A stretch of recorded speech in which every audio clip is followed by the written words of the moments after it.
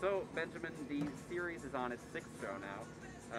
Why do you think people in Plattsburgh need to hear live music right now? You know, live music has a special role. Why people need to hear live music? It's because it's part of something that we can attach ourselves to that really feels almost normal in this very abnormal year, in this abnormal summer. You know, there's a history of human beings in response to challenges, in response to tragedy, in response to social unrest, being able to connect with great works of music of all genres. And when that music is played live and you have that performer to audience connection, there truly is nothing else like that in the entire world. So you think that the live music that's at this concert series is fulfilling a need for the people of Plattsburgh? I do. I think it is fulfilling a need because it's something that we as human beings relate to, the artistry, the creativity of other human beings who have come together and said, yeah, here's what we have as a creative outpouring and a message in music that often transcends words and transcends dialogue. The ability to make music, it just connects at a different level. You know, there's a song by Peter, Paul, and Mary, music speaks louder than words. When we sing, people understand. And the same goes for all genres of music, vocal and instrumental, as far as I'm concerned. So we've done reports, Mountain Lake PBS, about how the arts will prevail in times of great turmoil. Some people live their lives thinking the arts and music are just icing on the cake. But do you think that's true? And why is music so vital right now? I think music is vital now because it is, number one, a way of connecting. It's a human-to-human interaction that goes beyond just listening to the television, listening to a speech, listening to a soundbite. Music connects, and I can't explain how. There's some magic to it, but it connects at a more visceral level, a deeper level, a more intimate level. It could be a solo performer singing a folk song with a guitar. It could be a 17-piece jazz combo. Doesn't matter, but the music itself, when it's live, can reach people and can speak to people in a way that's memorable. I mean, I can talk about concerts that I saw when I was 5 years old, and I can talk about them in detail and how they reached me and moved me in a special way. And I talk to people here in the parking lot at these concerts, and they have similar stories of, yeah, this is how this music left an imprint on me this evening here at the Harborside lot.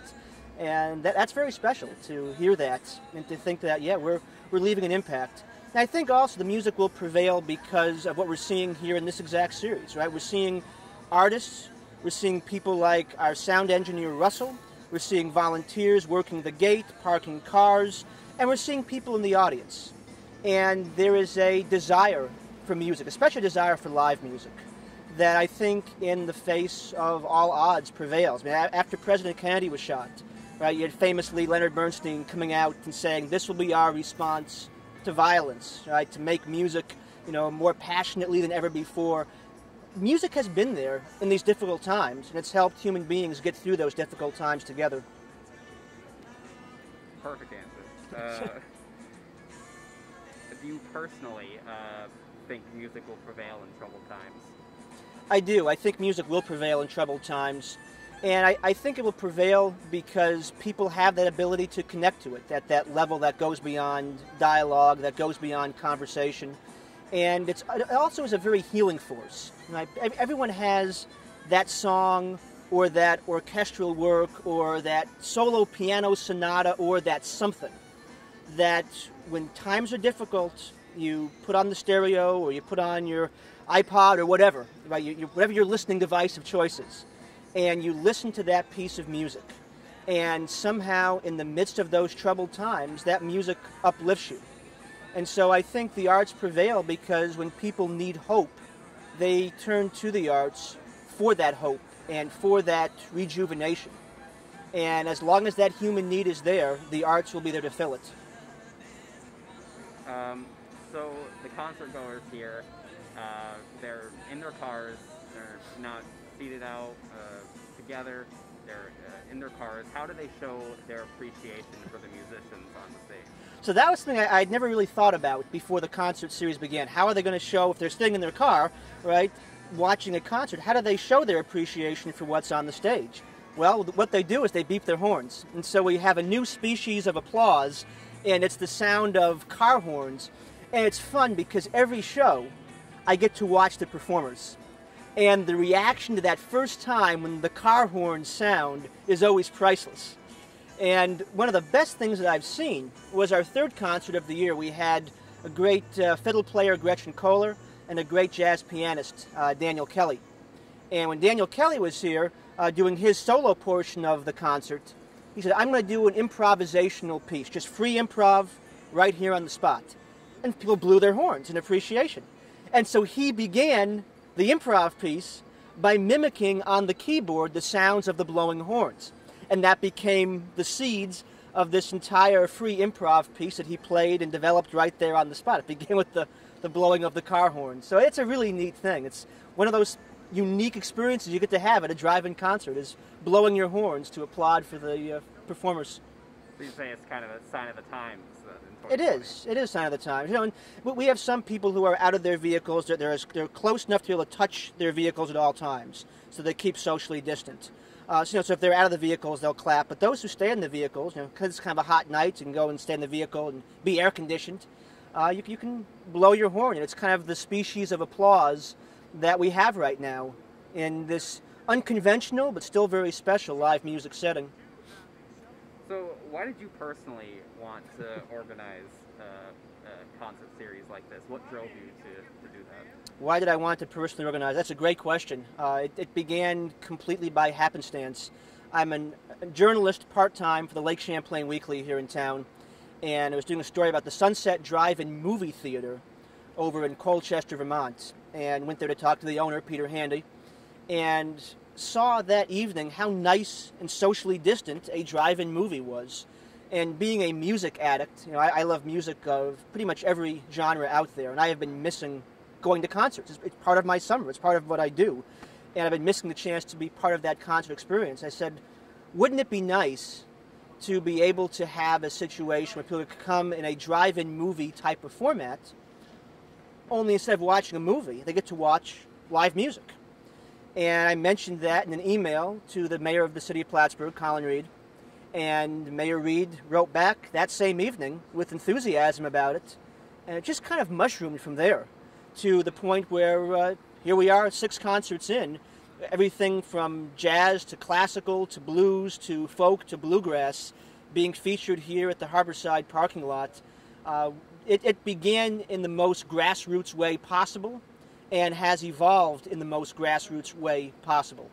And it truly is because of all these people who have taken their time, musicians to come and perform for far less than they typically get when they perform a gig, right? Just a percentage of the gate.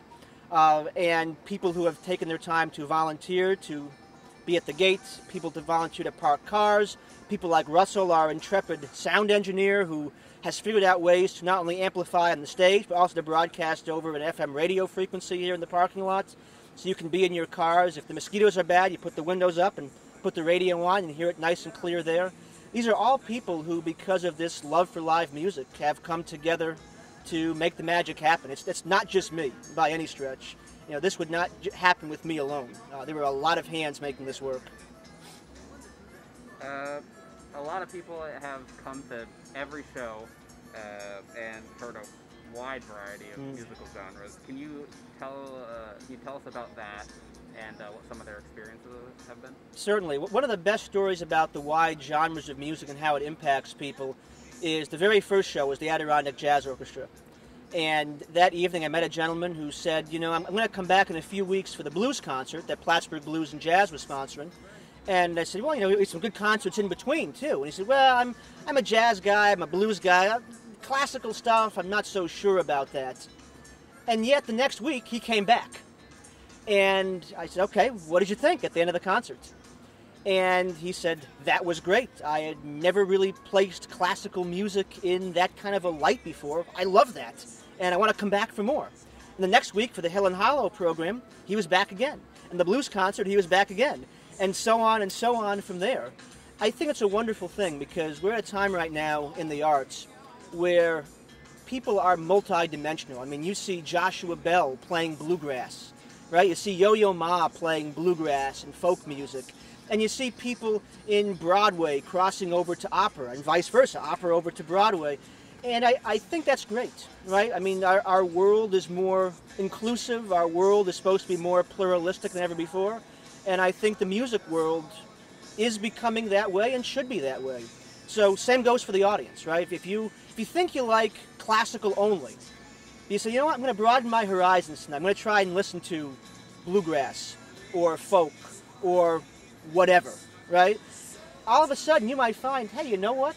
There are some things here that I really can connect to that I never thought of before, and open your mind and your heart in a whole different way. Getting down to the last questions here. Can you tell us about music as a source for healing and how it would relate to these shows? Music as a source for healing, there's a tradition for that, which goes back, I think, as long as human beings have walked the earth.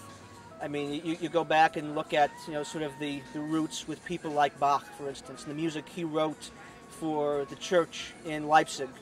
And this is music that connected with people at the highest of spiritual levels. And the music that, Claudio Monteverdi wrote would connect with people at the highest of spiritual levels. And then, in a secular way, too. You listen to music of any genre that's meaningful to you. And it can have a profound impact in a lot of different ways. It can call you to action at a time where you're not sure what you want the direction in your life to be. It can heal you at a time when you are hurting. It can fill you with joy. It can fill you with longing. Pick your emotion. There is a piece of music out there that will connect with you at that fundamental level. And so in times like these, where our world is facing challenges that are medical in nature, economic in nature, social in nature, that's where the music comes in. And sometimes it's like, music? Really? Music has that impact? And yes, it does. But I think if we all sit and we think, okay, what's that one piece of music that when we are in need of solace, we can turn on and listen to? We all have at least one. And that shows that level of connection that music brings to our lives. I know certainly in my life, I have those pieces that I can listen to, and if my mood is bleak, it raises my spirits in a way that nothing else can. And again, I can't explain why it happens. It's like an unseen, intangible, almost a magical thing, but it's absolutely there. Last question. You consider this one of the good things to come out of this whole situation is adapting and creating this concert series? I do. I think adapting and creating this concert series and just observing the reactions of performers and audiences alike and seeing how they respond to live music being in their midst again is a great joy. At a time when things are unusual, when things can sometimes seem to be without joy in our midst, to be able to have something where people can gather. It's not quite the same as before, but it's closer. It's a closer approximation. And it's those first steps of, yeah, we're going to get back to normal again. Here's some steps in the right direction. And if we all band together in the best way we can, we're going to get there, and the music can carry us along in that right direction. And again, if there's one word to use about why this concert series works, that one word is love. Love from performers, from audiences, from volunteers, from Russell, our sound engineer. It's this labor of love that brings people together to play it, to enjoy it, to experience it, to be moved by it. And the fact that people take their time on a Saturday evening to be here and to be part of this experience, even though it's not the exact way they're used to experiencing a concert, that just shows how deep that love is, and that love prevails. Great. Anything I haven't asked you? No, it's just perfect. I have the schedule that I can send to you of the upcoming attractions if you want to take a look at that. We have some great concerts coming up. Next week we have the perennial favorites. Bear Tracks will be right here on the stage with some more great bluegrass music. The week after that we have a locally based jazz trio, the Wickmore Jazz Trio, Nelson and Eli Moore, and their pianist, Vihan, who teaches at the college. He's an unbelievable piano player. And they're going to be playing a terrific evening of jazz standards and funk and a little bit of blues on the stage here. It'll be fantastic. Week after that, we go classical again. Classical and Broadway. High Peaks Opera, featuring George Cordes, who is a former New York City Opera principal artist.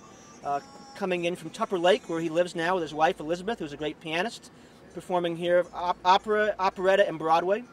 September 5th, we have Bill and Brenda McColgan, who have a close connection to Mountain Lake PBS, along with Four Hands Piano with Jennifer Moore and Rose Chancellor.